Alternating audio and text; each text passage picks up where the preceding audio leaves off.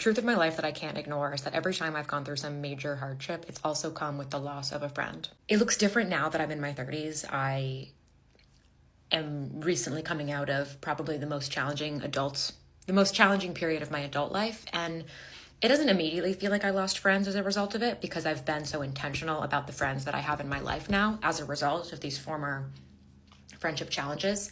But it's probably not completely honest to say that I haven't lost friends. I don't think I've lost them, but some of my friendships have changed as a result of the change that I went through.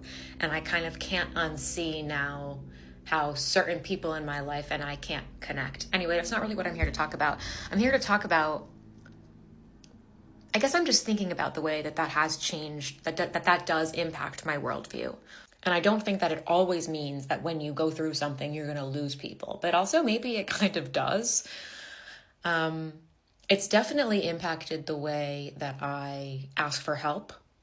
It's definitely informed the ways that I think about what is too much to give what is too much of myself to show somebody. And I think I only this year, as a result of getting through my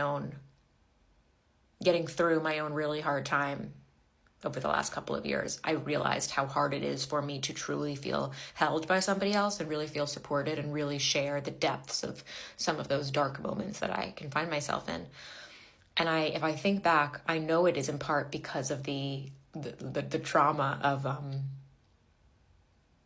losing relationships as a result of my own feelings. And sometimes I was very much to blame for why some of those things ended, why some of those friendships didn't work. Sometimes I was the only one to blame, I imagine. Sometimes it was two parties. Sometimes nobody is to blame. It's nobody's fault. It's just the natural fallout. But I'm just thinking about it. My podcast episode this week was about a friendship breakup, how to break up with a friend who you haven't wanted to be friends with for a really long time, but they have recently gone through a traumatic event. And what's the morality of being friends with somebody who you don't even like, but feeling bad about it just because they're going through something hard. And my take is that you can't just be friends with somebody because they're going through something hard. You can only support someone who's going through something hard because you truly love them.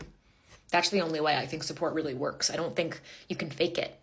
I think that you can feel when somebody doesn't want to actually support you, when they resent you, when they resent the help you're asking for. Something I'm really proud of, though, is that in an effort these last couple of years to kind of learn about the way my experiences in the past, the way I've learned to cope with them, have both helped me in this life, and then the way that they might be holding me back or stopping me from some forms of connection that I deserve and that are available to me has just been really interesting.